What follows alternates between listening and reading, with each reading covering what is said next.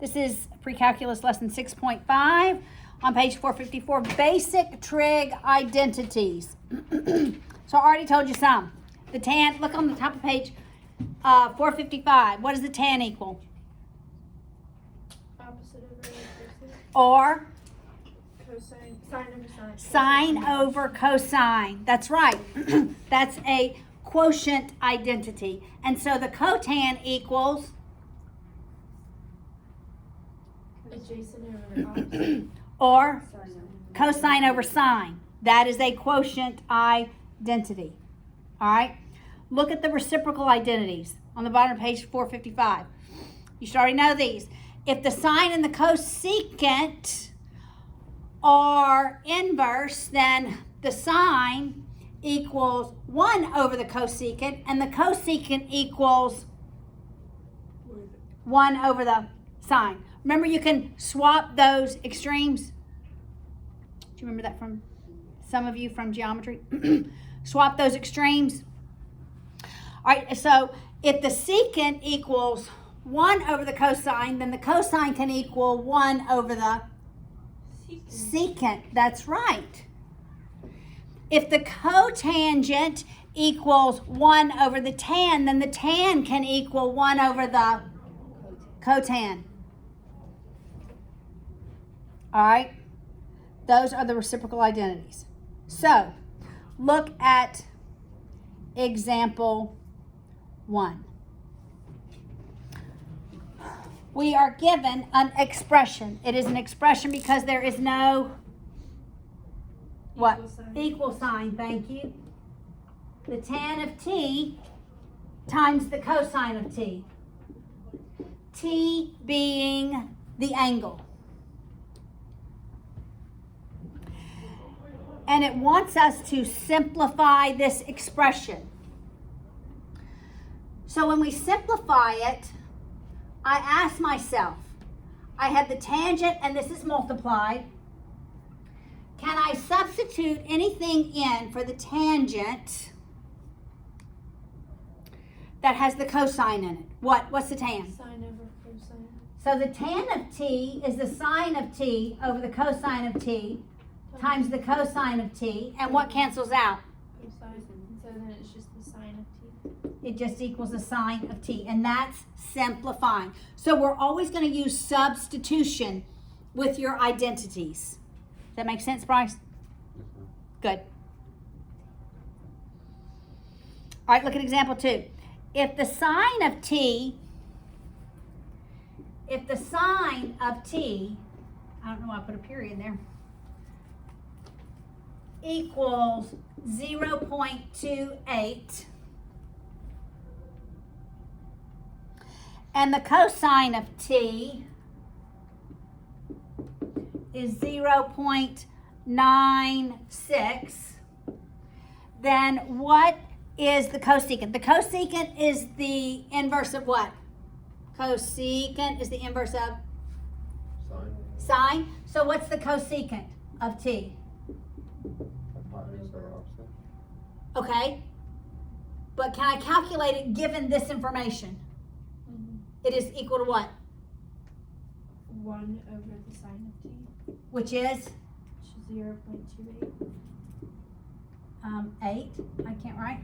And what is 1 over 0.28?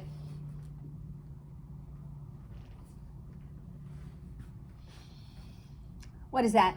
Like really in your calculators? In decimal form.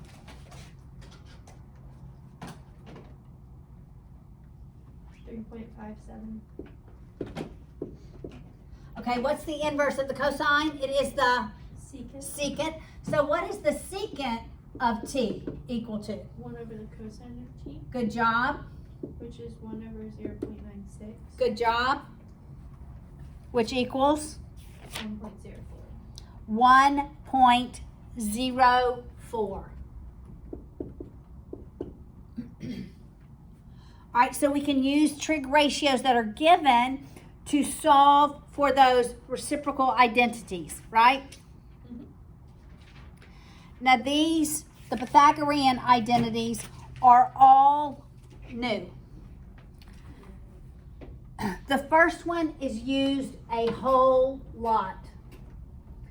So if I were you, I would just go ahead and make me a note card with these, starting here, the Pythagorean identities. Actually, I'm going to hand you an identity sheet, but you should go ahead and start. I have one, but I won't hand it out till chapter 7 or 8. It'll be next semester. All right, so look at the first one. The sine squared of any angle plus the cosine squared of any angle always equals 1. Always. All right, so think of pi over 6. What is the sine of pi over 6?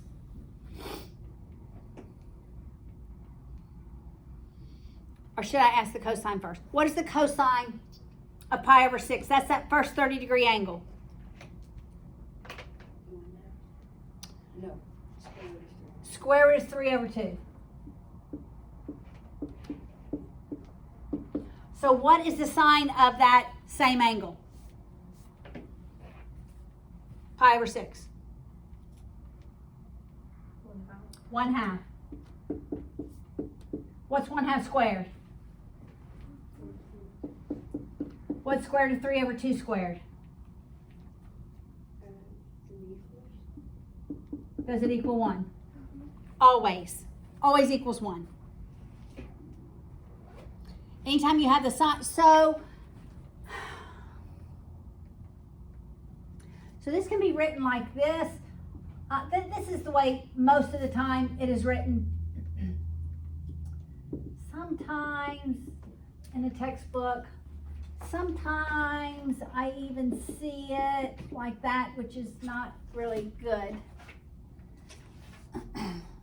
But y'all know me, I look at lots of textbooks, and sometimes I see it like that, more so in calculus, but it means the same thing. It's that ratio squared. It's not squaring that angle. All right, these are 3 Pythagorean. All right, the tan squared plus 1 equals the secant squared of any angle. So if I take the tan of any angle, square it, that ratio, square it, add 1 to it, it's going to equal the secant. Okay, so this also, let's write these in every, well, let's go ahead and do the third one. 1 plus the cotan is the cosecant. 1 plus the cotan squared equals the secant squared.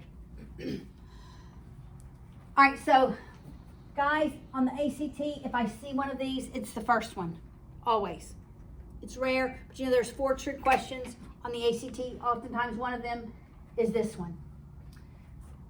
All right, so this can also be seen just by doing algebra, right? That's also true. Do you agree?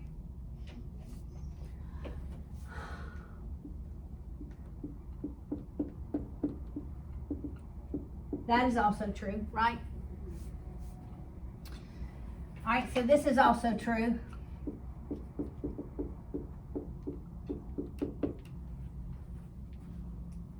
Would you agree? Just using algebra, right?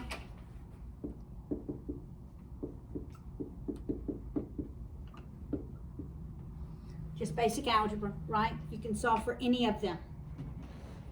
So sometimes we will want to substitute these in. And you do the same thing with this last identity.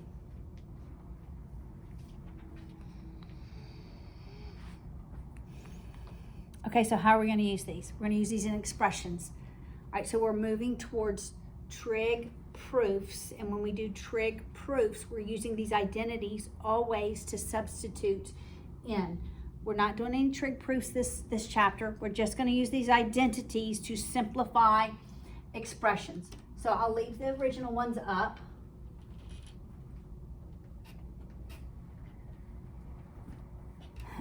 We'll hit this real quick the identities when we get back from Christmas, and then move on. We're going to start graphing these. All right.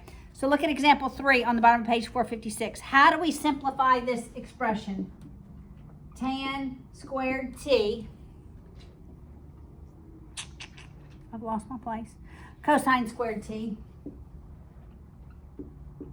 plus cosine squared t. Okay, a rule of thumb with trig identities.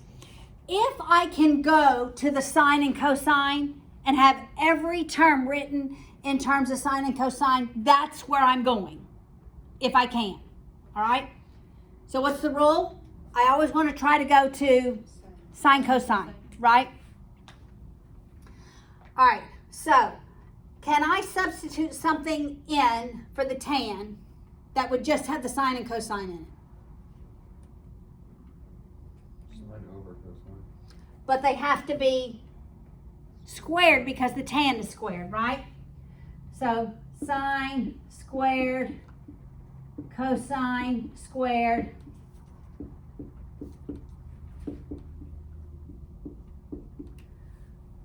All right, now what would you do? Can I simplify? Would you substitute in secant? I mean, not secant. Can you, 1 minus the sine of 2t for cosine 2t. No, my first rule of thumb is if I can get everything in sine and cosine, I'm going to leave it there and work with it as I can. What were you going to say, Virginia? Could you take out, simplify the cosine squared? Those cancel because they're multiplied. We can simplify what's multiplied, right? Remember my Miss Haleyism. Before you multiply, you simplify, right? But you can only simplify what is multiplied. Okay? So simplify what's multiplied. So then it would be sine of 2t. Plus cosine squared t, which is 1. This whole thing equals 1. And we did that through substitution. Make sense?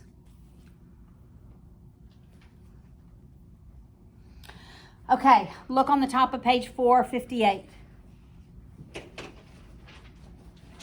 The periodicity identities. Okay, because of those coterminal angles, right? The sine of any angle is going to equal the sine of that angle plus 2 pi, another whole rotation, right? Or minus 2 pi, a whole nother negative rotation. Those are coterminal angles. Make sense?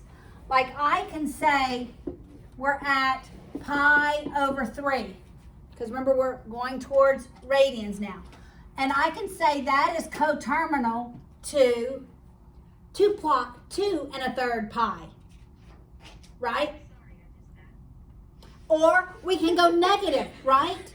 We can go negative. Right? So plus or minus, because those would be coterminal. The same with the cosine. As long as I'm rotating an entire rotation from that angle, I'm going to end up at that angle. That is what we did when we looked at 9 pi over 2 and said, what is that coterminal to? Right? We saw how many rotations we went through. We subtracted a couple of 2 pi's from it. Do you remember that just a few minutes ago? So look at example 4. The sine, that really these periodic identities are really the same thing as finding that reference angle in the first quadrant. You with me? Okay. All right, so can we find the exact value of sine of 13 pi over 6? Sine of 13 pi over 6. All right, let's figure out what quadrant is 13 pi over 6 in? Fourth. Okay, is it the fourth? True or false? Fourth quadrant. True.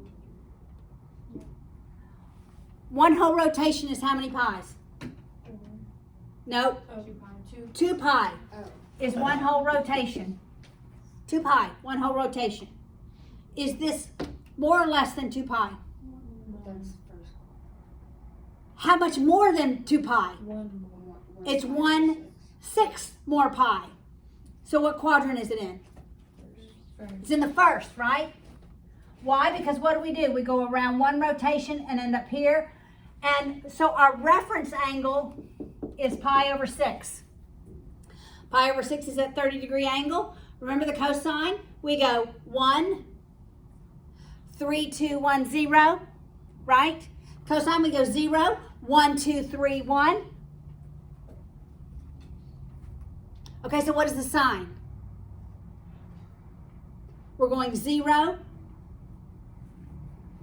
growing. Say it, Virginia. Yes, it's 1/2.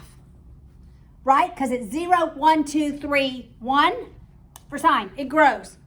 The sine starts at 0, grows. The cosine starts at 1 and goes down. 1, 3, 2, 1. Remembering the 3 and the 2 are under the square root, right? Okay. So see, y'all can do that. Y'all are so stinking smart. Look at the negative identities. Just think, we just have to reason these identities by using our quadrants. And all students take calculus, okay? So the sine of any angle equals the opposite of the sine of the negative angle. So sine of t, and we have 2 negatives. Okay, so let's prove that. Let's just say pi over 6. Does that equal the opposite of the sine of negative pi over 6? We said pi over 6 was 1/2, right? This first one is in the first quadrant. Right? What quadrant is this in? Negative pi over 6.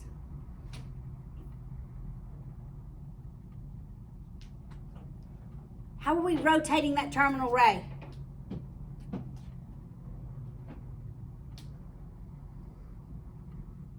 Clockwise or counterclockwise?